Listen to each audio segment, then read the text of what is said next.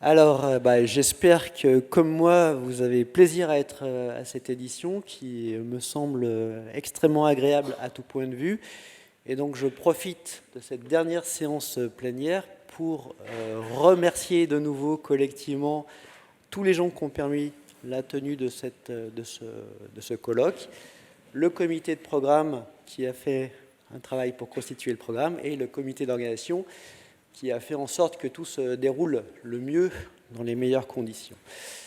Ça me permet de redire, parce qu'il semblerait que je n'ai pas été suffisamment clair pendant la cérémonie d'ouverture, que le comité de programme se renouvelle régulièrement en tenant compte de la géographie, des thèmes, évidemment du genre et aussi de l'âge.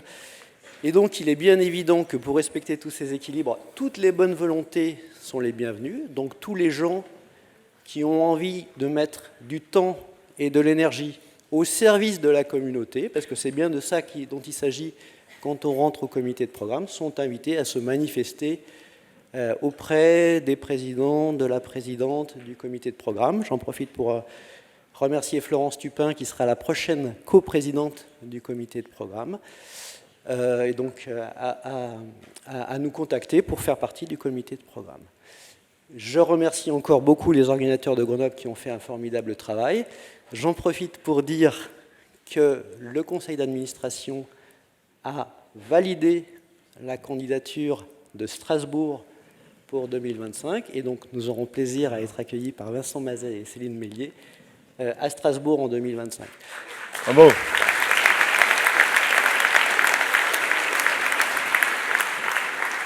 Alors, évidemment, certaines maladresses pendant la cérémonie d'ouverture, ou la maladresse de certains peut-être, auraient pu donner l'impression que le vote avait été fait, enfin que le résultat était connu avant le vote. Je tiens à insister sur le fait que ça n'est pas le cas, que la façon dont le choix se fait de manière très transparente, et clairement qu'on avait une antériorité de candidature, que cette antériorité de candidature annonçait donc la future élection de Strasbourg, et que le fait d'avoir d'autres équipes en compétition, qui sont parfaitement informées de manière très transparente du processus, permet à toute la communauté d'avoir une visibilité à moyen terme de où est-ce que vont être les prochains GRETI.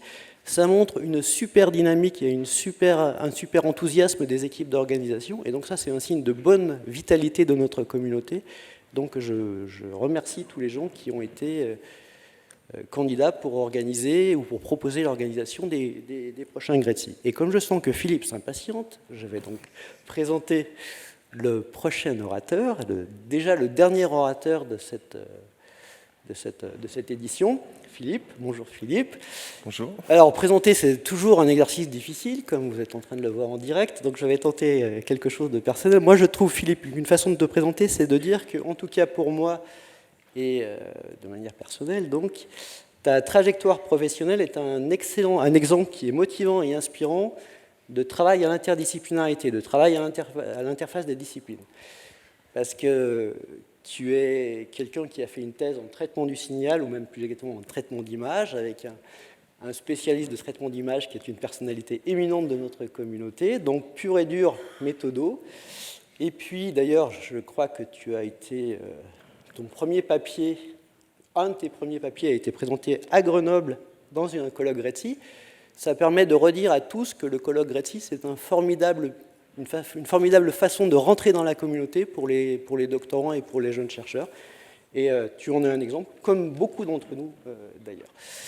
Voilà. Après donc cette thèse en traitement d'image avec des modèles markoviens, tu as décidé d'aller mettre ce que tu avais appris, tes compétences pendant cette thèse, au service de la neuroimagerie. Tu l'as d'abord fait au service hospitalier Frédéric Joliot.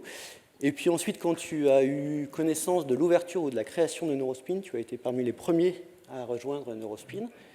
Je pense que là, on était en 2007 à peu près, si j'ai bien relu ton CV. Et tu es aujourd'hui fellow CEA, tu es le directeur de l'équipe Minds, une quarantaine de personnes quand même, donc pas une petite équipe. Avec cette équipe et en collaboration avec eux, vous avez des travaux très importants qui permettent, décidément l'exercice est compliqué, qui permettent de montrer comment on peut transférer, customiser, enrichir des développements théoriques mathématiques du signal pour les mettre effectivement en action sur des problématiques de neuroimagerie. Vos travaux sont reconnus internationalement, donc je la refais. Non seulement tu es invité au prestigieux colloque Gretzi, mais tu es invité dans de nombreuses conférences internationales. Donc là, je répète, donc il y a un message. Ce que je trouve aussi assez formidable dans vos travaux, c'est qu'à la fois vous publiez et vous avez des brevets. Tu es responsablement le porteur, récemment le porteur d'un énorme projet du CEA qui là aussi essaye de mettre des développements théoriques, des développements matériels au service de personnes tétraplégiques. Donc je trouve ça absolument impressionnant. C'est ce dont tu vas nous parler. Je crois d'ailleurs que le CEA de Grenoble est impliqué dans ce projet. Donc Philippe, je te cède la parole avec plaisir et impatience. Merci.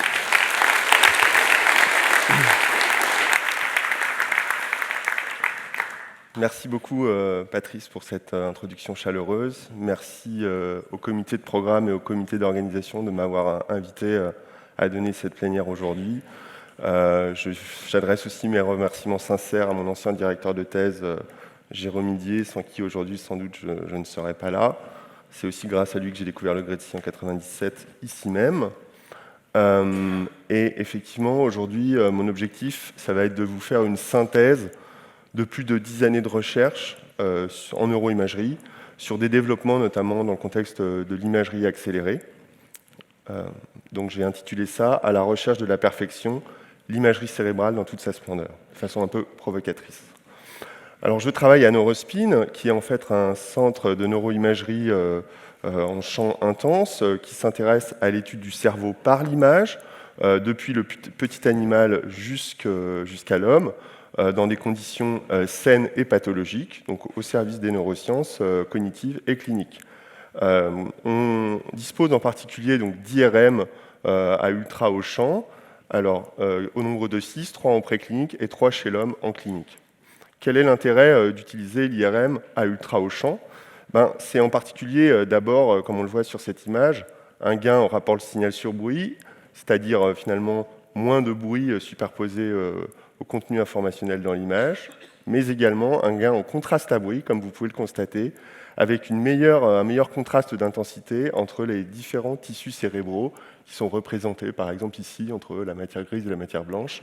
Et en particulier sur ces images, on peut voir des spots noirs qui correspondent à des micro-saignements qui peuvent être précurseurs des AVC. Ce gain en champ magnétique, on peut aussi le mettre au service d'autres modalités d'IRM, comme l'imagerie de diffusion pour la connectivité structurelle, l'imagerie fonctionnelle pour la cartographie des fonctions cérébrales ou la spectroscopie. Mais un des intérêts de monter en champ, c'est aussi de faire une meilleure segmentation de structures cérébrales importantes, et en particulier l'hippocampe, qui est une structure sous-corticale, représentée ici en rouge dans l'image, et qui dégénère de façon précoce dans la maladie d'Alzheimer. Par conséquent, sa segmentation et sa morphométrie peuvent être un bon biomarqueur de la pathologie. Alors, monter en champ, c'est très intéressant, notamment pour, comme je l'ai montré de façon précédente, donc pour monter en résolution sur l'hippocampe. On était monté en résolution sur cet hippocampe à 11,7 Tesla sur un scanner préclinique. Maintenant, je vous propose ici la première image préclinique acquise sur le scanner EASULT, qui est donc désormais opérationnel à 11,73 Tesla. Et vous voyez ici, toujours ex vivo, un cerveau de babouin qui vous montre qu'on peut obtenir vraiment des informations très précises sur le plan cytoarchitectonique, sur la composition du cerveau, mais au prix d'un temps d'examen de quasiment 2 heures.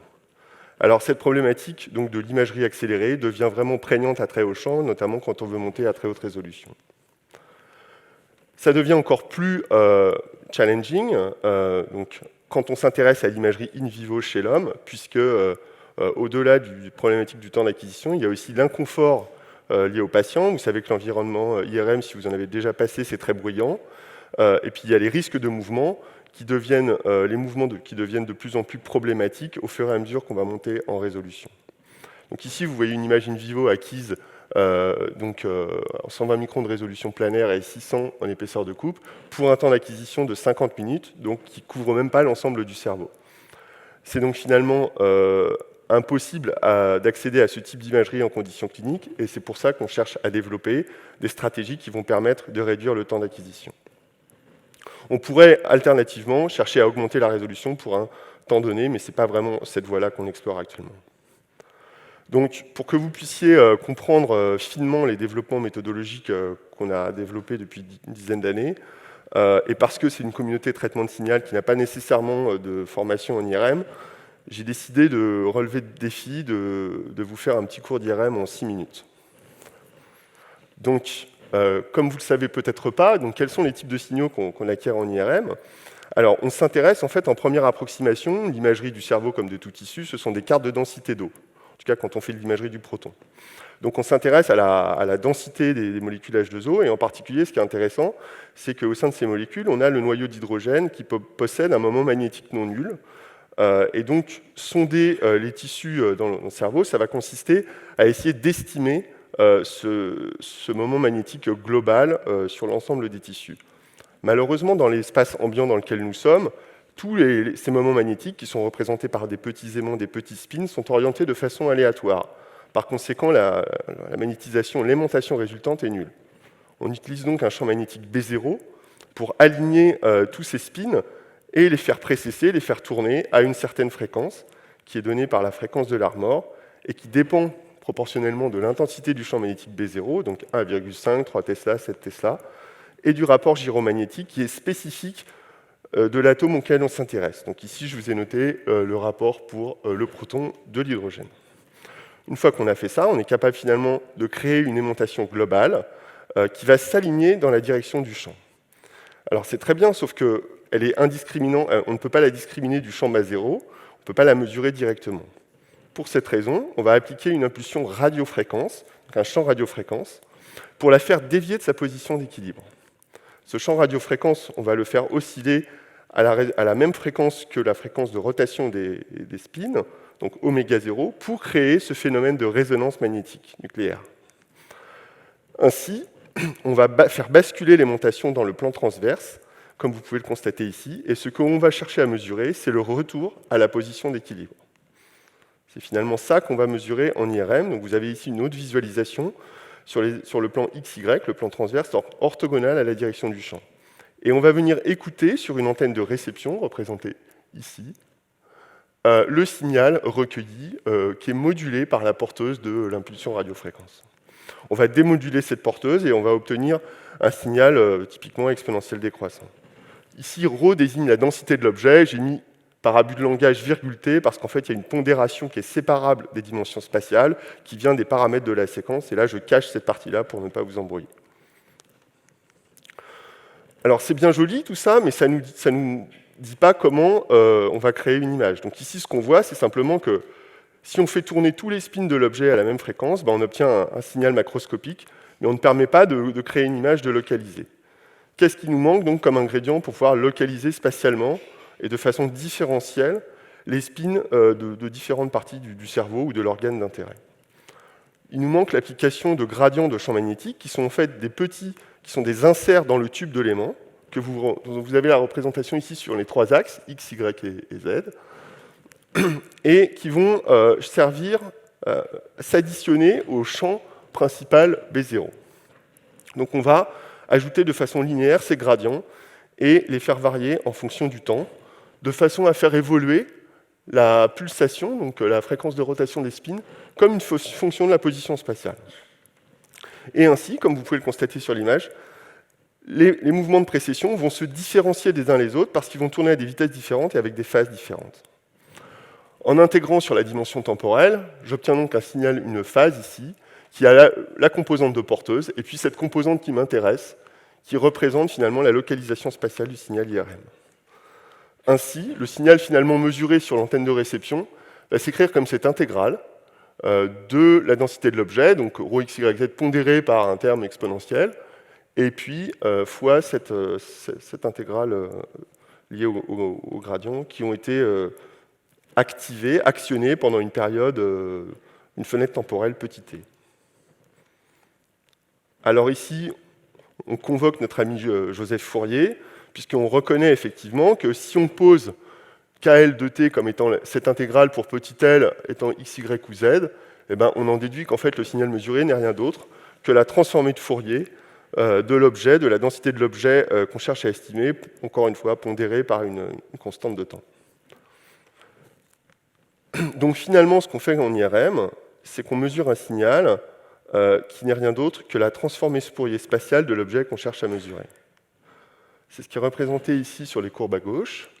Et par différenciation, vous allez en déduire les profils temporels des gradients de champ magnétique appliqués dans les trois directions de l'espace, Gx, Gy, Gz. Et ce sont ces composantes-là que vous injecterez dans la séquence d'imagerie que vous jouerez à la console. Donc, ces gradients de champ magnétique, donc ce sont des bobines, on injecte des courants, donc il y a des quantités physiques et il y a des contraintes. Il y a des contraintes de deux types qui nous intéressent, des contraintes d'intensité maximale du gradient. Ces contraintes d'intensité maximale du gradient s'expriment par rapport finalement à une contrainte sur la dérivée première de la trajectoire, selon chaque composante, et vont restreindre la vitesse de déplacement dans l'espace de Fourier, dans l'espace K. Donc elle est modélisée comme ça, avec une norme mixte, une norme L2 spatiale et une norme L infinie, puisqu'il faut que ça soit valable à chaque instant de la trajectoire. Donc le sup soit borné par alpha. Une seconde contrainte, c'est le temps de montée, ici. On considère la vitesse de commutation du gradient est bornée pour plusieurs raisons, notamment pour ne pas générer des stimulations nerveuses périphériques, donc qui sont désagréables, et aussi pour des raisons matérielles. Et donc ça va contraindre typiquement la courbure de la trajectoire. Et donc ça veut dire qu'en particulier, on ne peut pas faire des angles droits, ou si on voulait faire des angles droits sur des trajectoires, en fait, on devrait s'arrêter, donc on perdrait du temps au lieu d'en gagner. Donc finalement, une séquence d'IRM se joue comme ça, vous faites une impulsion à radiofréquence, vous faites l'acquisition d'une ligne du K-space, et vous itérez. Et pourquoi vous itérez de façon séquentielle? Parce qu'en fait, le signal IRM est évanescent, il n'a une durée de vie que de quelques dizaines de millisecondes. Donc vous êtes obligé de répéter le processus à chaque fois. Donc tout ça nous dit que le temps d'acquisition, finalement, va correspondre à cet intervalle de temps pour un élément de motif de jouage des gradients qu'on appelle le temps de répétition, fois le nombre d'encodages de phase, ici le nombre de lignes, puisque j'ai pris le cas le plus simple, le cas cartésien, où on remplit une grille de Fourier, et on obtient une image juste par l'application d'une transformée de Fourier inverse. Donc comment accélérer maintenant l'acquisition des données IRM? On peut être naïf et se dire je fais un sous-échantillonnage déterministe, je prends une ligne sur deux, mais évidemment, si on fait ça, on va violer le théorème de Nyquist, et on va obtenir un repliement dans l'espace image le long de la dimension sur laquelle on a sous-échantillonné. Donc on se retrouve donc avec un problème inverse indéterminé, en quelque sorte, donc mal posé, qu'il va falloir résoudre. Alors, il y a plusieurs façons de le résoudre. Dans la communauté de l'IRM, la grande technique en place depuis plus de 20 ans, c'est ce qu'on appelle l'imagerie parallèle, qui consiste finalement à utiliser un réseau de capteurs pour acquérir plusieurs jeux de données qui vont être complémentaires les uns aux autres, et en fait autant de jeux de données qu'on a sous-échantillonnés dans l'espace de Fourier. De cette façon, on lève l'ambiguïté, et ensuite on peut résoudre le problème par moindre carré. Ce n'est pas cette technique qu'on va retenir, mais je tenais quand même à en parler, parce que c'est l'état de l'art. On va plutôt s'intéresser à des approches aussi qui ont été développées il y a une quinzaine d'années, à base d'échantillonnage compressif, qui repose sur trois principes. Donc ce principe de parcimonie ou de compressibilité des images dans une base ou une transformation appropriée, le concept d'échantillonnage pseudo-aléatoire ou incohérent, et évidemment une reconstruction non linéaire. Instancié dans le contexte de l'IRM, on a cette représentation où en fait on va chercher à sous-échantillonner l'espèce de Fourier en prélevant les points rouges, les mesures rouges, en promouvant la parcimonie de l'image X dans l'espace, par exemple, des coefficients d'ondelette à l'aide de Z, et en utilisant une reconstruction, alors soit sous contrainte, soit de façon pénalisée. Vous avez l'habitude de la résolution de ce type de critères convexes non différenciables. Il existe des dizaines d'algorithmes pour le faire aujourd'hui. Et voilà. Et de cette façon, en fait, on va reconstruire une image à partir d'un faible nombre de données, les points rouges, et en promouvant la parcimonie dans la base d'ondelette. Alors on peut changer de base, évidemment. Ce qui va nous intéresser ici, l'élément le plus important, c'est comment choisir le schéma d'échantillonnage, donc comment choisir les points rouges. Donc, première idée naïve, c'est évidemment en fait, de faire du saupoudrage des échantillons de façon non uniforme, uniforme. Pardon. Et si on fait ça, en fait, ça ne marche pas. Même en faisant de la reconstruction non linéaire, on obtient une image qui n'est pas du tout l'image escomptée. En fait, on va montrer qu'il faut faire un échantillonnage à densité variable. Alors, on peut le montrer de façon mathématique, et on l'a montré dans les papiers appropriés. Mais ici, je vous donne une intuition pourquoi on fait ce type de sous-échantillonnage à densité variable. On a besoin finalement, on sait que dans l'espace transformé, dans l'espace de la transformation en ondelettes, les hautes fréquences sont représentées par un jeu de coefficients, un faible nombre de coefficients non nuls dans les différentes sous-bandes de détail. Donc on sait qu'en promouvant la parcimonie, on peut recouvrer ces coefficients. Et on n'a pas besoin de beaucoup de mesures du coup dans les hautes fréquences. En revanche, cette composante approximation est basse fréquence et ne peut pas être récupérée par des informations de parcimonie. Donc il faut l'acquérir à tout prix, il faut que cette information vienne des données. Donc comme cette information doit venir de données, on va absolument concentrer les mesures sur la partie basse fréquence. Donc on va choisir une densité qui va être un profil typiquement radial décroissant, avec le plus d'informations au centre et une décroissance radiale à la périphérie du K-space. Et si on fait ça, évidemment, on récupère, en tout cas en simulation, une image quasi parfaite. Maintenant, comme je vous l'ai dit, en IRM, on n'acquiert pas les données point à point, mais le long des trajectoires. Donc tout l'enjeu de ce que je vais vous présenter dans la suite, ça va être de construire des trajectoires qui matchent, en quelque sorte, qui s'ajustent à des densités variables. Et donc c'est un travail qu'on a développé depuis une dizaine d'années en collaboration avec l'équipe de Pierre Weiss, donc à l'IMT et à l'époque à l'ITAB, dans le cadre de 2 doctorants qui travaillaient un peu de concert, donc Nicolas Chauffer et Claire Boyer, et aussi en collaboration avec Jonas Kahn.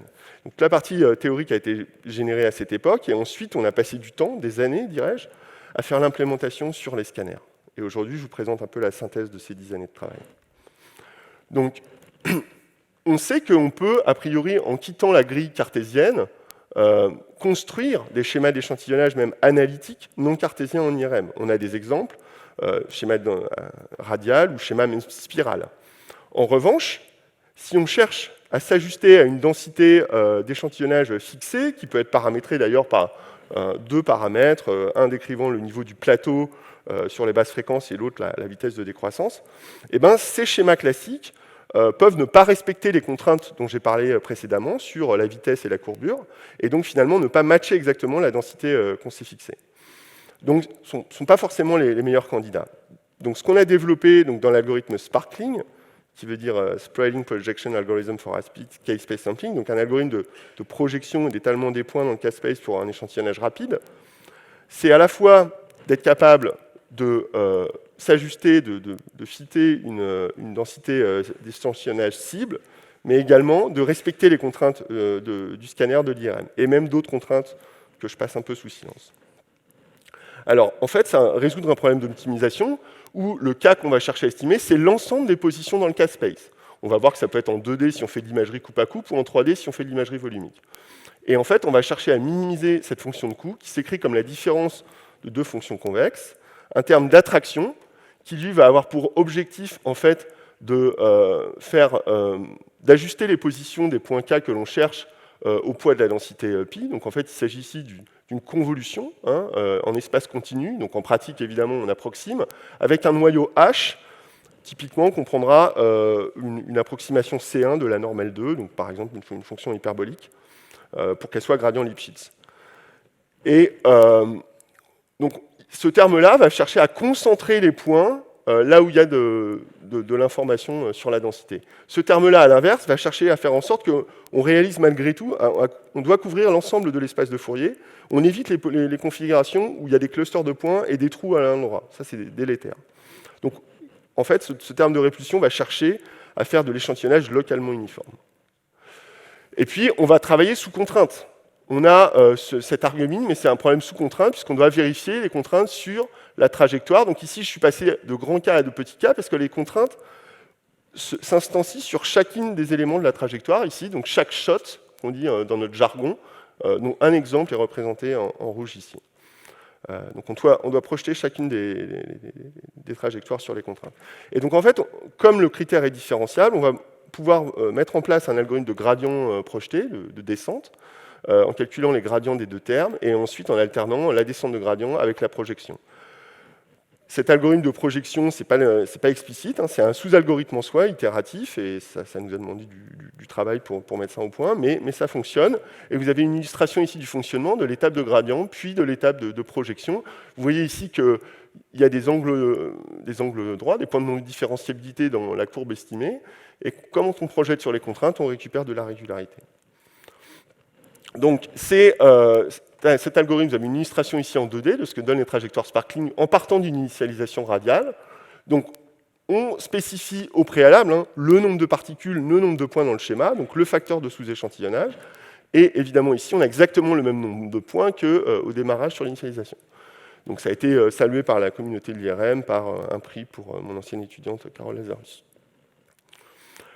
Des résultats 2D qui montrent que pour un facteur d'accélération de 20, donc avec une imagerie haute résolution planaire, 400 microns dans le plan, mais des coupes épaisses, l'approche sparkling produit en 14 secondes, donc pour 11 coupes acquises, un résultat, une imagerie similaire à la référence cartésienne en 4 minutes 42. Quand on compare par rapport à l'état de l'art en radial ou au spiral, on voit bien les dégradations induites par le sous-échantillonnage classique de ces schémas-là, et en particulier des artefacts monstrueux en spirale. Alors, toute la question a été de se poser comment on passe de l'imagerie 2D à l'imagerie 3D. La motivation pour passer à l'imagerie 3D, c'est en fait de faire de l'imagerie haute résolution isotropique, c'est-à-dire la même taille de voxel dans les 3 dimensions. Donc c'est représenté ici de passer du 2D au 3D. En fait, évidemment, quand on passe à l'imagerie 3D, on doit remplir un espace de Fourier 3D qui est beaucoup plus vaste qu'une simple coupe, et donc beaucoup plus de particules sont nécessaires pour le couvrir.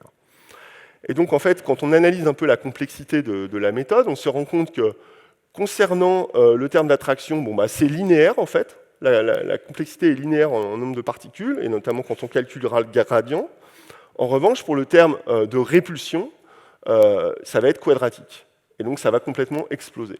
Donc, il va falloir trouver une solution pour ce terme-là. Et l'étape de projection est linéaire en le nombre de chocs. Donc, l'implémentation initiale de la méthode 2D prenait environ une journée. Donc, on a cherché à faire des implémentations 3D un peu brutales, ou on va dire naïves au début. Donc, on a fait du stacking, de l'empilement, pour éviter d'avoir à chercher des motifs 3D. Ça, c'est intéressant, mais en fait, ça limite le potentiel d'accélération sur la 3e dimension, même dans un modèle sphérique. On a aussi cherché à faire des schémas où on optimisait sur un cône, dans un certain degré d'élévation sur une sphère, et ensuite en remplissant tout ce plateau à la même élévation par la rotation du cône. Mais dans ce genre de configuration, en fait, ce qu'on rate, c'est on laisse des trous entre les cônes. Donc on est sous-optimal. Donc pour accélérer cet algorithme, en fait, on a cassé la complexité du calcul du gradient du terme de répulsion en passant d'une complexité quadratique en une complexité n log n, notamment en utilisant des méthodes fast multiple méthodes qui sont beaucoup utilisées en électrostatique et en électrophysique pour calculer les champs gravitationnels, etc. Et l'idée est la suivante, c'est qu'en fait, au lieu de calculer des interactions pair à pair, on va faire du clustering hiérarchique pour définir ce qu'on appelle des sources et finalement regarder des interactions entre des sources, donc des macro-pixels ou macro-voxels dans le cas space, et ensuite contrôler l'erreur qu'on fait entre calculer cette interaction à un haut niveau de granularité et le raffinement vis-à-vis des points initiaux. Et donc il y a des méthodes, des packages disponibles, notamment PBFMM, qu'on a utilisé, qui permettent, en fonction du nombre de particules, donc 600 millions, de réduire le coût de calcul, y compris par rapport à des implémentations GPU naïves. L'autre aspect, ça a été évidemment de paralléliser la projection sur GPU pour garder un coût de calcul limité et stable en fonction de la croissance du nombre de shots, qui aussi explose quand on passe de l'imagerie 2D à 3D. Donc ici, vous avez une représentation un peu de schéma 3D généré. Donc cette fois, maintenant, on est capable de générer les schémas avec le nouveau système en 10 minutes pour le 2D et en 6 heures pour le 3D. Et on peut adjoindre une perturbation de l'initialisation radiale pour essayer de couvrir encore davantage, donc juste par un déplacement uniforme des positions du K-space. Et on peut faire varier donc, ce paramètre P, et vous voyez qu'on obtient des trajectoires qui se baladent davantage. On verra que ça peut avoir des avantages et des inconvénients plus tard.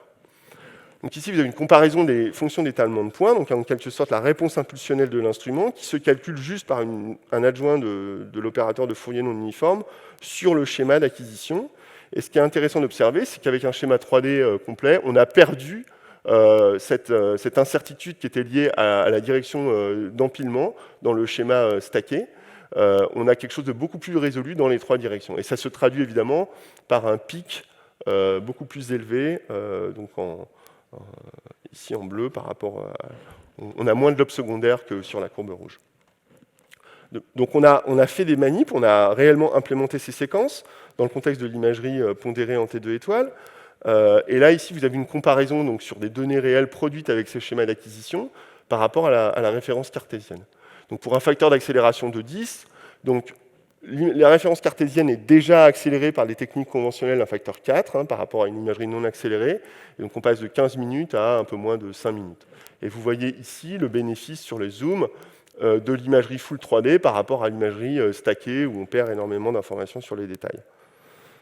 Si on essaye d'aller encore plus avant sur l'accélération, donc d'augmenter le facteur d'accélération pour réduire le temps d'acquisition, passer de, par exemple, à 3 minutes pour un facteur de 15 ou à 2 minutes 30 pour un facteur de 20, on voit que bon, l'approche 3D fait mieux que l'approche 2D stackée, mais on s'effondre quand même, et en particulier on perd du contraste, on commence à avoir du bruit qui vient se superposer, etc. Et donc on s'est posé la question de savoir qu'est-ce qui n'allait pas dans le design de ces schémas d'acquisition. On va voir qu'un des éléments qui dysfonctionnait, c'est le fait qu'on ne corrige pas les effets d'off-résonance. Alors je vais vous expliquer ce que c'est que ces effets d'or-résonance ou d'off-résonance. Et du coup, ça me permettra ensuite d'introduire différentes stratégies pour les corriger, notamment la stratégie à l'acquisition qu'on a appelée More Sparkling pour Minimized Off-Resonance Sparkling. Donc, ce qui se passe en fait dans votre cerveau, et c'est aussi valable dans d'autres organes, vous avez en fait aux interfaces entre les tissus et l'air des variations de susceptibilité magnétique. Ces variations de susceptibilité magnétique vont induire en fait des fluctuations locales du champ B0 qui seront représentées par cette carte en rouge là, et en particulier c'est très prégnant près des sinus et aussi du côté des rochers. Et donc quand on fait de l'acquisition cartésienne, c'est-à-dire ligne à ligne, comme je vous ai montré précédemment, en présence d'effets d'or-résonance, c'est-à-dire de fluctuation du champ B0, puis cette fluctuation de champ B0 fait varier du coup la fréquence de précession des spins et du coup génère une erreur en quelque sorte sur le modèle de Fourier d'acquisition. Donc là, on récupère une distorsion, mais finalement la distorsion est quand même assez canalisée à la direction d'acquisition, c'est-à-dire ici de gauche à droite, comme vous le constatez. Quand on utilise des schémas non cartésiens qui explorent, par exemple ici, l'espace au moins en 2D, voire en 3D, en fait, on augmente l'influence de ces effets dans toutes les directions de l'espace, et ça se traduit par à la fois des distorsions géométriques, mais aussi du flou et des pertes de signal. Alors en fait, comment on fait pour corriger ça ? En fait, pour corriger ça, il faut abandonner le modèle de Fourier classique d'acquisition que je vous ai présenté et prendre en compte des effets un peu plus subtils, en particulier ces effets ici d'or-résonance, où on va tenir compte du fait que finalement on peut avoir un léger décalage de la fréquence de précession des spins à chaque position de l'espace. Alors ce terme-là, en rouge, il est compliqué à manipuler, on va voir pourquoi, mais il peut être mesuré de façon externe par une séquence d'acquisition qui va venir calculer ce delta B0. Évidemment, c'est du temps d'acquisition supplémentaire, mais on va voir qu'on sait faire. Et après, tout l'enjeu, c'est éventuellement d'injecter cette connaissance dans la reconstruction en travaillant sur l'écriture de l'adjoint de cet opérateur direct. Et on va voir qu'on a besoin pour ça d'un développement à base d'interpolateurs. En effet, le terme qui nous embête dans le modèle direct, c'est un terme qui est en fait exponentiel, qui dépend simultanément donc de TM donc qui paramétrise le K-space, c'est l'espace de Fourier, et WN, la position spatiale. Et donc ce qu'on veut, c'est en fait approcher cet exponentiel en cassant la dépendance simultanée et en l'approchant par voilà, une somme de produits, de termes qui dépendent séparément, soit du K-space, de l'espace de Fourier, soit de la position spatiale. Et en injectant cette approximation dans le modèle direct, on se rend compte que finalement, on retombe, après interversion des coefficients, sur une somme pondérée d'opérateurs de Fourier non uniformes. Donc grâce à ça, on va pouvoir ensuite construire l'adjoint de cet opérateur de Fourier non uniforme, et on va estimer par ailleurs ces coefficients B et C à partir des mesures qu'on aura fait du delta B0, en minimisant donc cette norme de Frobenius, par exemple à l'aide d'une SVD. Et quand on fait ça, en fait, on va passer donc de ces images qui étaient corrompues avec des pertes de signal, notamment dans les parties frontales ou dans les parties sous-orbitales ici, à une version corrigée. Donc ici, on a encore une fois acquis des données supplémentaires pour informer ces cartes de delta B0 et ce modèle direct et son adjoint. Et on voit qu'on récupère une partie du signal. C'est pas parfait. C'est pas parfait pour plein de raisons, en particulier parce que, comme il s'agit d'une séquence externe, la personne a pu bouger entre les deux séquences. Elle n'est pas acquise à la même résolution parce que sinon, ça coûterait énormément de temps, etc. Un travail qu'on a fait, que je ne détaille pas ici, c'est qu'on a été capable, à partir des données sparkling, à partir de la phase des images reconstruites en sparkling, d'estimer directement le delta B0, et donc sur les données natives, d'être capable ici de reconstituer complètement l'information manquante, sans scan supplémentaire, etc. Donc ça a fait la couverture de MRM l'année dernière, et on a un brevet associé à ça, puisque c'est très utile, puisque à partir d'un seul jeu de données, maintenant, on fait à la fois la reconstruction, la correction de B0, etc. Malgré tout, le problème, c'est que ça prend 8 heures. Donc c'est pas du tout valide pour la clinique. C'est bien pour la recherche au laboratoire, mais ça ne peut pas fonctionner sur un protocole clinique. Donc, qu'est-ce qu'il faut faire pour que ça fonctionne en temps réel à la console? Il faut revisiter la formulation du problème initial, que je vous rappelle ici, avec l'expression du terme d'attraction et l'expression du terme de répulsion, et se rendre compte que, en fait, on n'a pas du tout contrôlé sur chacune des trajectoires petits k, qui sont comment temporellement, en fait, les échantillons étaient acquis.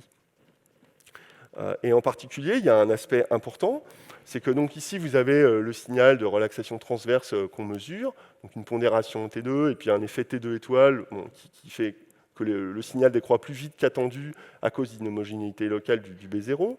Mais en gros, dans ce modèle ici, ce ZR de T, là, vous avez donc cet effet T2 étoile, mais surtout ces inhomogénéités qui viennent polluer cette composante de phase.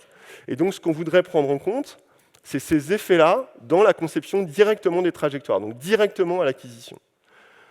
Et en particulier parce qu'on se rend bien compte que ce terme aussi dépend du temps. Donc, il faut prendre en compte cette information temporelle dans le design des trajectoires.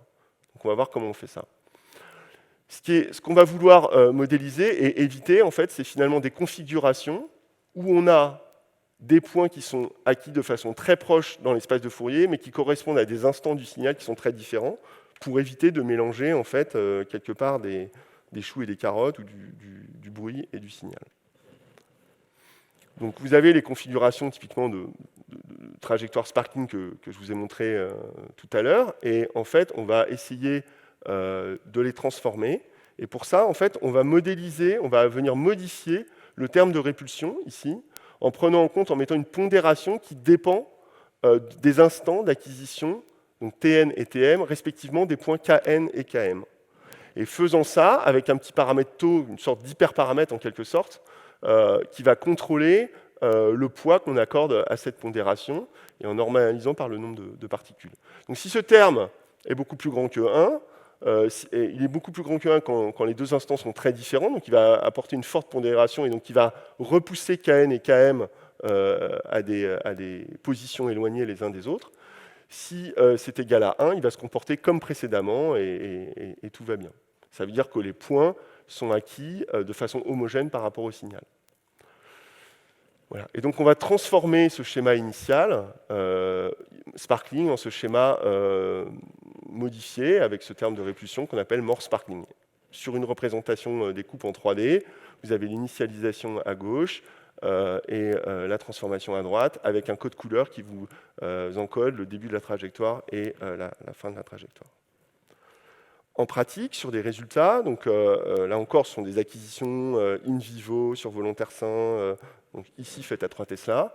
On se rend compte que donc on a conçu toutes les trajectoires pour des valeurs de taux différentes, on a acquis toutes les données respectivement, et on se rend compte que pour un taux de 1, on a un résultat qui est vraiment satisfaisant, en tout cas bien meilleur que ce qu'on avait pour un taux égal à 0. Donc More Sparkling a surpassé Sparkling dans ses configurations. Et puis évidemment, on a comparé avec la stratégie précédente que je vous ai présentée, qui consistait à faire de la correction rétrospective avec du temps de calcul très élevé, même si on est passé de 8 à 4 heures entre-temps, c'est quand même assez lourd, et sans avoir besoin de scan additionnel. Donc ici, on a traité sur les données Sparkling, comme j'ai dit précédemment, et on voit que finalement, on a des résultats qui sont très similaires, alors que ici, tout s'est fait à l'acquisition et qu'on n'a pas corrigé de façon supplémentaire pour des artefacts à la reconstruction. Donc ici, on est sur une séquence d'acquisition de l'ordre de 2-3 minutes.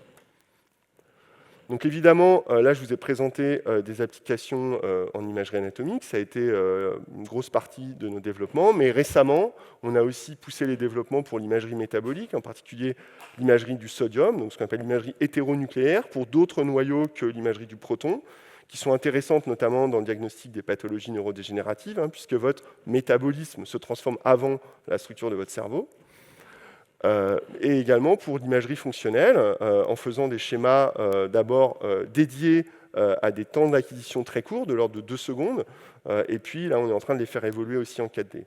Et ça nous permet de produire des cartes d'activation qui sont tout à fait compétitives avec l'état de l'art de l'imagerie écoplanaire, donc 3D EPI, mais qui présente un avantage que je n'ai pas le temps de discuter, mais je vous en dis quand même un mot, c'est qu'en fait, on peut revisiter les données d'IRM fonctionnelles avec une résolution temporelle rétrospectivement variable, c'est-à-dire que comme ces schémas d'acquisition passent tous par le centre de Fourier, on peut faire exactement comme en IRM cardiaque, on peut segmenter en fait des bouts de shot ensemble et décider qu'on va re-regarder les données à 300 millisecondes au lieu de la résolution native d'acquisition de 2 secondes.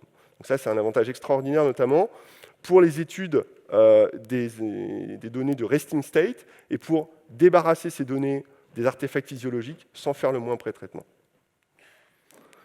Et on a une collaboration naissante avec Oxford et le FMRIB sur l'angiographie et l'imagerie de perfusion. Donc, j'essaye de vous parler maintenant. Donc, on a parlé de l'acquisition. Je vais essayer de vous parler rapidement de la reconstruction, qui est l'autre grosse activité qu'on a dans l'équipe, et en particulier des approches par apprentissage qu'on a développées. Donc, on a vu comment réduire le temps d'acquisition dans tout ce que je vous ai présenté précédemment. Évidemment, je n'ai pas mis de slide spécifique, mais on a aussi développé plein de contributions en reconstruction d'images, variationnelles. On a des outils aussi comme PySap MRI, puisque c'est aussi une des composantes très fortes de l'équipe, c'est le développement du logiciel libre, et on a des représentants ici dans la salle. Donc, voilà. Mais dans le contexte du compress sensing, en fait, tout le gain de temps qu'on a eu à l'acquisition, on l'a perdu à la reconstruction, et je vous ai donné des exemples avec des temps de reconstruction prohibitifs précédemment. Donc ce qu'on veut, c'est plutôt utiliser des réseaux de neurones pour améliorer la qualité image, plutôt que d'utiliser des transformées parcimonieuses fixées, et réduire le temps de reconstruction. Donc il existe plein de travaux depuis 2016 dans le domaine. On a eu des contributions, et je vais vous donner juste un aperçu bref, qui est basé sur l'apprentissage hybride ou cross-domain, qui va en fait alterner les étapes de correction dans l'espace image avec les étapes de correction dans l'espace de Fourier. Et donc en fait, on a fait, dans le contexte de l'apprentissage supervisé, donc à partir de données complètes, exactement ce qu'ont fait plein d'autres gens, c'est qu'on a mis en place des réseaux de neurones qui déroulent des algorithmes d'optimisation, donc de l'unrolling. Et en particulier, alors il y a des petits soucis, il manque un moins, pardon. On a utilisé le réseau PDNet qui fait le déroulé en gros de l'algorithme de Chambol-Poc en y adjoignant quelques composantes, notamment pour faire une estimation plus propre de l'opérateur, parce qu'on a étendu tous ces travaux au contexte de l'imagerie parallèle. Tout à l'heure, je vous ai parlé d'imagerie parallèle très rapidement, mais où on a des cartes de sensibilité qui correspondent à ce que voit chaque antenne dans le réseau. Donc on a des modules de raffinement avec des UNET ici, et on a des réseaux de neurones évidemment convolutionnels, et on pourrait rajouter des composantes type transformer et autres, mais qui font le boulot pour corriger les artefacts dans l'espace image. Et puis on utilise aussi un terme d'attache aux données qui va vérifier qu'une fois qu'on a déroulé une itération et reconstruit une image, quand on projette dans l'espace de Fourier, c'est bien compatible avec les mesures. Et on peut dérouler un certain nombre d'itérations. Typiquement en imagerie 2D, on faisait 12 à 15 itérations. Et avec ces outils-là, on a participé au challenge FastFMRI lancé par Facebook AI, maintenant Meta et NYU en 2020, où l'objectif, c'était de benchmarker, en quelque sorte, de faire un parangonnage des solutions d'apprentissage profond pour la reconstruction en IRM cérébrale sur 7000 scans, acquises sur 11 scanners différentes, entre 1,5 et 3 Tesla. Et pour différents contrastes d'imagerie qui sont très pertinents pour le diagnostic de pathologie cérébrale, etc. Et on a participé à 2 challenges, le challenge, donc l'accélération d'un facteur 4 et l'accélération d'un facteur 8. Et en fait, on a été classé au final 2e sur 19 équipes, d'abord 3e à partir des métriques classiques de qualité image, de mesure de similarité en structure ou de PSNR, puis finalement, après une évaluation par des neurologues en double aveugle sur des critères de quantité d'artefacts, de granularité ou de contraste entre les tissus, on a terminé à la 2e position. Alors, une image que j'aime bien, c'est vous présenter ça. C'est en fait, sur la base des réseaux entraînés sur les données FastMRI, on les a ensuite appliquées dans un contexte complètement différent, des données acquises à Neurospin, à cette Tesla, donc un protocole d'acquisition différent, où vous voyez ici la reconstruction par rapport à l'original cartésien. Et en particulier, on ne voit peut-être pas très bien sur votre écran, mais on reconstruit parfaitement le cervelet, alors même que les coupes du cervelet n'étaient pas très fortement échantillonnées dans les données de FastMRI. Donc on n'a pas induit d'effet d'hallucination. On a étendu ça aussi au contexte de l'imagerie non cartésienne avec le fameux NCPDNet, en adjoignant dans la structure en fait, un module supplémentaire qui est crucial, qui fait de la compensation de densité, là, que j'appelle DCP, et qui est classique finalement quand on fait de l'imagerie non cartésienne, qui consiste à pondérer différemment les mesures au centre de K-space qui sont en plus grand nombre par rapport aux mesures qui sont à la périphérie. Et avec ça, on a montré à travers des études d'ablation que cette architecture était plus performante, non seulement, significativement plus performante par rapport à des approches UNET, etc., ou avec de la compensation de densité, ou par rapport à du Deep Image Prior, sur de l'imagerie radiale spirale en 2D et en 3D également, comme c'est représenté. En revanche, ici, vous voyez que ce n'est pas parfait pour l'imagerie 3D. La raison vient du fait que le réseau en 3D, il était difficile à stocker sur les cartes GPU de l'époque. Donc on a réduit le nombre d'itérations et on voit qu'il y a de la marge de manœuvre encore pour faire mieux, pour améliorer les performances de ce réseau, donc en rajoutant notamment des itérations. Je vais finir ma présentation par cette dernière partie qui consiste maintenant à la fusion, la réunification des 2 approches, améliorer l'acquisition d'un côté, améliorer la reconstruction de l'autre. Maintenant, essayons d'apprendre conjointement les schémas d'acquisition et le reconstructeur d'image. Donc, je vous présente l'approche qu'on a développée. Donc, ici, il s'agit d'un contexte pour l'instant simulé. On n'a pas de validation expérimentale qui tourne réellement à la machine, mais on est parti des données FastMRI. Pour des raisons de taille mémoire, on n'a pas considéré les images multicanaux, mais on les a recombinées en une seule image. C'est ce qu'on appelle la combinaison par antenne virtuelle.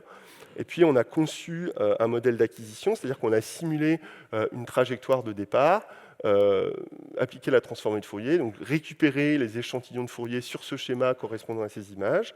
On les a reconstruites avec un modèle au choix. Ça peut être un modèle sans paramètres, donc un adjoint de l'opérateur de Fourier compensé par la densité, ou au contraire un réseau de neurones, soit un UNET, soit un NCPDNet. On calcule en fonction des schémas d'acquisition les paramètres de compensation de densité, très important. Et ensuite, on va venir calculer une métrique entre l'image reconstruite X chapeau et l'image de référence, puisque ici, encore une fois, on est dans un contexte d'apprentissage supervisé, typiquement une métrique de similarité en structure multi-échelle. Et évidemment, on va chercher à minimiser la fonction de coût entre l'image de départ et l'image reconstruite à travers ce réseau et ce schéma.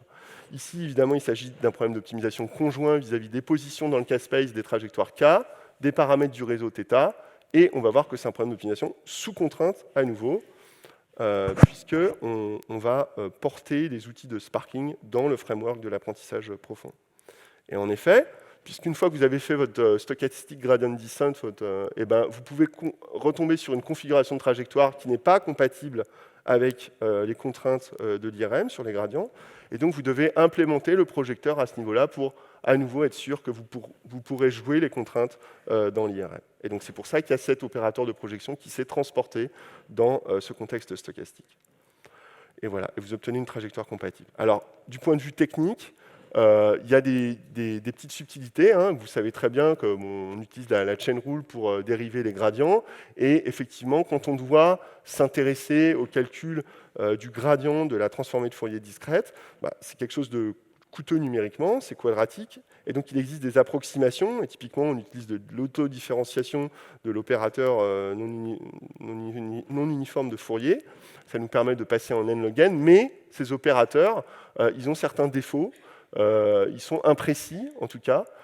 Et donc, si on les applique tels quels, on se retrouve, et ça c'est le travail Pilot qui avait été publié il y a quelques temps par l'équipe précurseur de ça au Technion, de Michael Bronstein, on se retrouve finalement avec des erreurs, c'est-à-dire qu'il échantillonne mal le centre, enfin, il y a pas mal de problèmes, il ne sature pas du tout la contrainte sur les gradients, et c'est dû à la propagation des erreurs des gradients de la NUFT. Alors heureusement, on a des collègues qui sont très bons sur ces questions-là. Donc l'équipe de Jeff Fessler à Michigan a mis au point des approximations efficaces du calcul de la jacobienne impliquée dans le gradient des opérateurs de Fourier non uniformes pour résoudre le problème.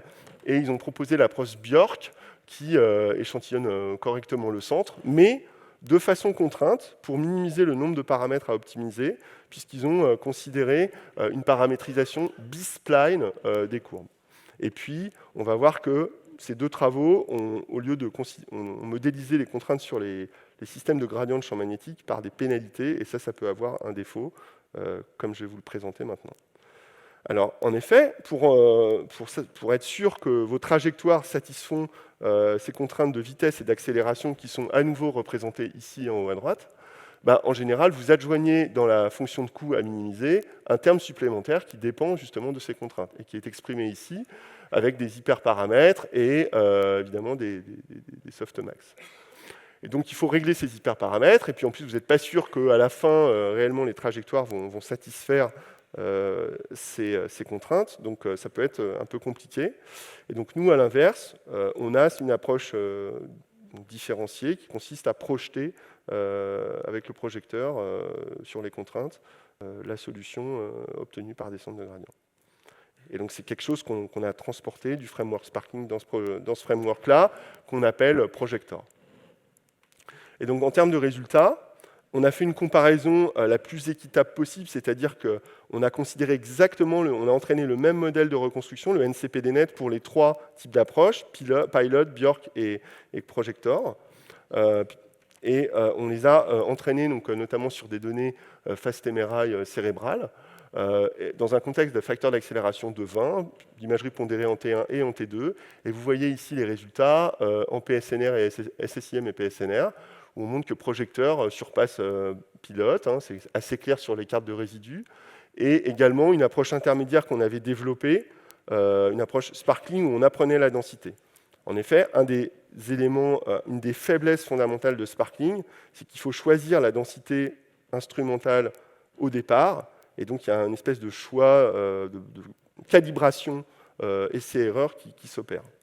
On a refait ça également vis-à-vis de Bjork, et on montre aussi qu'on fait beaucoup mieux en termes de mesure de qualité image.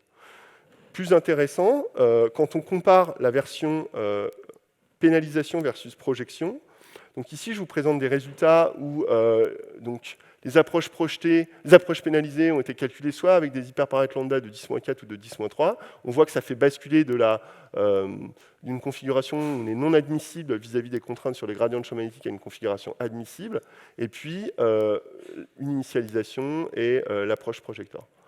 Et en fait, Donc vous avez une représentation ici de la mesure de qualité image en une fonction de l'hyperparamètre.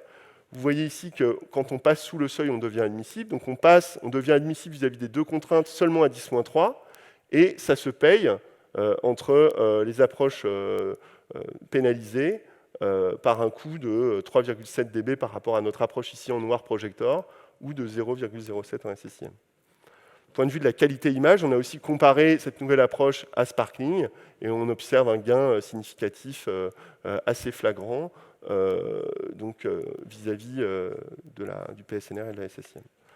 Voilà, donc ça c'est juste une confirmation sur les résidus. Donc je conclus pour vous dire que dans cette conférence, j'ai essayé de vous résumer un peu les avancées en termes d'accélération de l'acquisition, et on a maintenant des outils type More Sparkling qui est assez polyvalent pour s'attaquer à différents types d'imagerie. On a récemment développé aussi des approches à base d'apprentissage qui font mieux, mais qui restent encore à être validées en situation réelle sur le scanner. Concernant la reconstruction d'images en tant que telle, on a développé une architecture qui est loin d'être la meilleure, mais en fait qui fait quand même le boulot, qui passe à l'échelle en 3D, qui corrige aussi les artefacts de B0. Je n'ai pas eu le temps d'en parler, mais si vous avez des questions, n'hésitez pas. Les extensions concernant ce travail concernent le passage au non supervisé, donc type zero-shot learning, etc., puisque ça coûte cher d'avoir des données de référence et ce n'est pas toujours possible. Par exemple, ce n'est pas possible dans le contexte de l'IRMF. Et puis aussi d'intégrer la correction de mouvement dans ce mécanisme de correction par apprentissage. Et donc on a 3 applications qui vont concerner les projets dont a évoqué rapidement Patrice, à savoir notamment le décodage des mécanismes d'apprentissage dans le cerveau, d'abord dans le cerveau sain, pour essayer d'informer ensuite des protocoles d'apprentissage sur des sujets qui suivent des protocoles de suppléance motrice parce qu'ils sont tétraplégiques ou paraplégiques, et donc qui sont implantés et suivis par Clinatech, Clinatech qui est au CEA Grenoble ici. Et donc c'est un projet qui a démarré en mars cette année. Et puis 2 autres projets aussi, la stimulation cérébrale profonde pour la maladie de Parkinson. L'objectif, c'est d'implanter des électrodes de façon très précise dans le noyau sous-thalamique, donc dans les structures profondes, à 500 microns près, et de l'imagerie néonatale chez les enfants prématurés avec l'hôpital Robert Debré. Évidemment, ce projet, c'est l'œuvre de toute une équipe, que je remercie ici vivement, ainsi que de financements obtenus, et notamment financement des instituts et également de Data IA et des financements industriels. Et je vous remercie pour votre attention.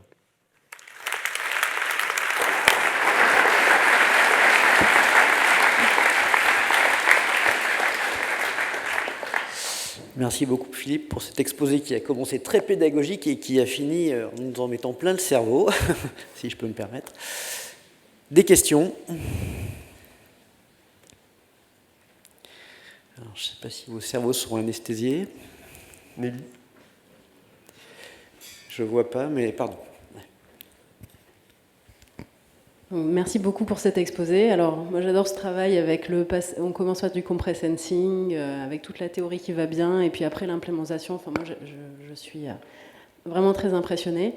Alors, il y a des choses que j'ai pas bien compris là sur la fin avec les réseaux. Donc, donc, au début, ce que vous avez fait, c'est qu'avec la théorie du compress sensing, vous vous êtes dit, si je fais une reconstruction avec du L1, je vais faire un échantillonnage spécial dans Fourier, et ça va me permettre de bien reconstruire. Et alors la question que je me pose, c'est maintenant que tu fais du unfolded, et que tu apprends en même temps le schéma d'échantillonnage, le schéma d'unfolded le plus simple, c'est un problème de minimisation. Et on peut se poser la question à ce moment-là, est-ce que tu retrouves, en faisant ça, le schéma d'échantillonnage que la théorie vous donnait, ou est-ce que tu trouves un schéma d'échantillonnage différent, On trouve des schémas différents. On trouve des schémas différents. J'ai essayé de le montrer. Je ne l'ai pas clairement visualisé, mais en gros, on a vu, en tout cas sur les métriques de qualité image, qu'avec Projector, on faisait mieux que Sparkling. C'est bien lié, parce que là, Sparkling, en fait, on l'avait aussi reconstruit avec, je ne l'ai pas dit, avec le réseau. C'est-à-dire qu'on avait juste fait varier le schéma d'acquisition et non pas en plus le reconstructeur. Donc effectivement, on ne retrouve pas la même chose. Et ça pose des vraies questions théoriques aussi, bien sûr. Merci beaucoup. D'autres questions?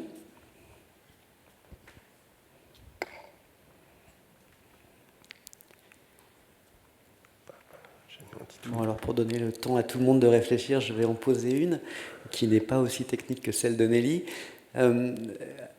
Au bout de combien de temps les vrais patients voient arriver quelle est l'échelle de temps en fait peut-être tu as évoqué 10 ans, mais est-ce que tu peux essayer de donner une idée entre le moment où on a une idée et le moment où ça arrive sur le patient? Là, on va sur des protocoles cliniques sur l'année 2024, quoi. On est impliqué avec l'hôpital de Garches aussi, sur du post-AVC.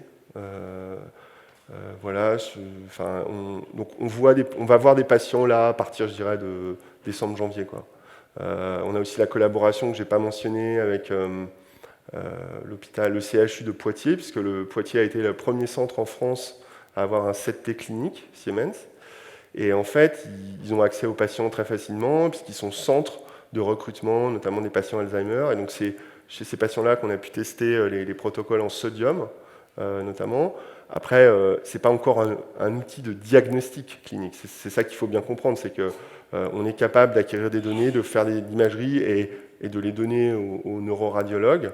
Maintenant, ce n'est pas encore reconnu, c'est pas FDA approved, enfin, il y a encore du travail, mais ça rentre dans des protocoles de recherche clinique. Merci. Il y a une question en haut. Merci pour cette présentation. Dans la lignée de la question de Patrice, justement, comment on fait pour certifier une reconstruction d'image comme celle-là? Puisque pour un médecin, je suppose que ça a quelque chose d'un peu abstrait, le fait qu'on est parti d'une mesure physique, qu'on a fait toute cette machinerie pour arriver à l'image. Mais le médecin, il a besoin de confiance, de certification. Tu as dit qu'il y aurait des essais cliniques. Qu'est-ce que vous avez comme objectif de certification? Je ne sais pas si c'est le mot. Alors, en fait, on travaille aussi par analyse comparative par rapport aux séquences produits disponibles. Nous, on travaille beaucoup avec Siemens, mais ça pourrait être avec d'autres constructeurs. Et donc, en fait, il faut démontrer la valeur ajoutée par rapport à l'état de l'art, en fait, par rapport à l'existant. Donc, il y a des choses qu'on fait mieux qu'eux sur un certain nombre de séquences d'imagerie. Et donc, il faut montrer sur plusieurs exemples, sur plusieurs examens, avec un cahier des charges très clair sur les conditions d'acquisition, etc. Comment on arrive à finalement avoir des choses qu'eux ne voient pas, etc. Donc, la spécification, elle se fait aussi par la validation par plusieurs neuroradiologues, c'est-à-dire on ne voit pas un seul médecin, et c'est pour ça qu'on travaille aussi en multicentrique. Voilà. Et une fois que les conditions sont réunies, et quelque part, on peut faire ce qu'on appelle un WIP, c'est-à-dire ça devient une séquence produit que Siemens accepte de diffuser, et tous les sites peuvent l'utiliser. Et donc dans la séquence, il y a aussi le reconstructeur pour évidemment...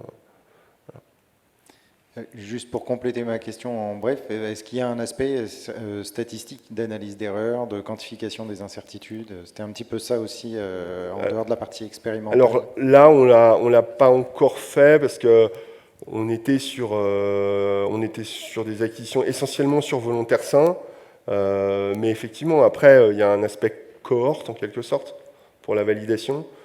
Et c'est là où c'est intéressant de travailler avec des centres cliniques comme à Poitiers, ou des CHU, parce que j'en ai pas parlé, mais on a fait un travail sur de l'apprentissage aussi pour corriger par réseau de neurones les artefacts de B0.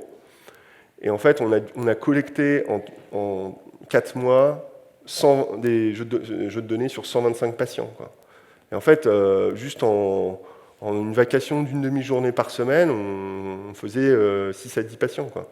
Donc ça, c'est le fait d'avoir accès aux sites cliniques, ça change tout en fait. Et c'est comme ça que tu fais de la statistique derrière. David? Oui, j'ai une petite question, Philippe. Alors, elle est sûrement très naïve, mais donc là, c'est une RMN du proton. Oui. Et pourquoi pas du carbone? La raison est simple, en fait. L'IRM du proton, parce que le proton est le plus abondant, le proton des molécules, c'est le plus abondant dans le corps humain, donc c'est ce qui offre le meilleur signal de résonance, le plus facilement détectable. Et donc, en termes de coût d'antenne aussi, c'est ce qui coûte le moins cher. Et donc, c'est ce qui tourne aussi à 1,5 ou 3 Tesla. C'est très difficile de faire de l'IRM du carbone parce que souvent, des fois, il faut l'hyperpolariser, etc. C'est un signal très faible, donc ça se fait de façon vraiment... mais donc ça existe? Ça existe, surtout chez l'animal d'ailleurs, mais on fait plutôt, en hétéronucléaire, on fait plutôt du phosphore, du sodium, et autre chose, mais j'ai oublié peut-être. L'azote? Non, non, je crois pas. Lithium, je crois, un truc comme ça. Je sais plus. Okay. Et est-ce qu'il pourrait y avoir des avantages à utiliser d'autres? Oui, il y a des avantages, parce que typiquement, le sodium et le phosphore sont impliqués dans le cycle de Krebs, le métabolisme, etc. Et donc on voit des choses qu'on ne voit pas en IRM protonique. Okay. En particulier des altérations ou des fonctionnements des canaux ioniques aussi, etc. En fonction de la concentration intracellulaire ou extracellulaire du calcium, on peut voir des dysfonctionnements qui sont à un niveau beaucoup plus mésoscopique que ce que permet d'avoir l'IRM anatomique au niveau macroscopique. Ok, merci. Une éventuelle ultime question ?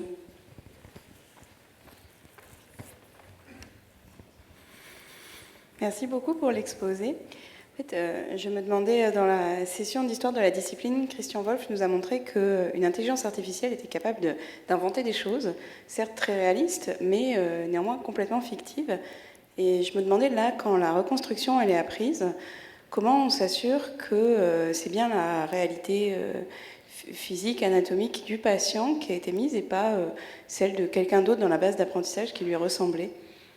Alors c'est une très bonne question et d'ailleurs on a créé nous-mêmes, on est capable de générer des hallucinations, hein, donc ça dépend énormément aussi de la base d'apprentissage et si finalement tes données tests sont très éloignées ou pas de ta base d'apprentissage. Donc on pourrait faire une réponse à plusieurs niveaux. Maintenant il y a quand même des travaux théoriques de plus en plus qui se précisent sur on va dire l'explicabilité ou la stabilité des réseaux de neurones. En tout cas, appliqué au domaine des problèmes inverses et de l'IRM, il y a un très beau papier qui est sorti, je crois, en début d'année, avec plusieurs co-signataires, notamment Carola Bibian-Schönlieb, etc., et peut-être des Français aussi. Et puis, on a vu des travaux aussi au GRETSI, à la session hier matin, sur les problèmes inverses, d'approches qui pourraient être potentiellement pertinentes pour tester la stabilité des réseaux. Mais c'est clair qu'on ne peut pas donner comme ça, pour argent comptant, des images, on va dire, non contrôlées, quoi. Ça pose encore problème, bien sûr. Mais ça a guidé le choix, par exemple, de faire de l'unrolling pour avoir ces garanties? Oui, beaucoup plus, exactement. Oui, puisqu'on essaye d'avoir des réseaux qui peuvent converger vers des points stationnaires, etc. Enfin, je ne rentre pas dans les détails, mais... Ouais. D'accord, merci beaucoup. Je crois que ce petit point d'éthique était excellent pour conclure cette session. Merci beaucoup Philippe pour cette présentation.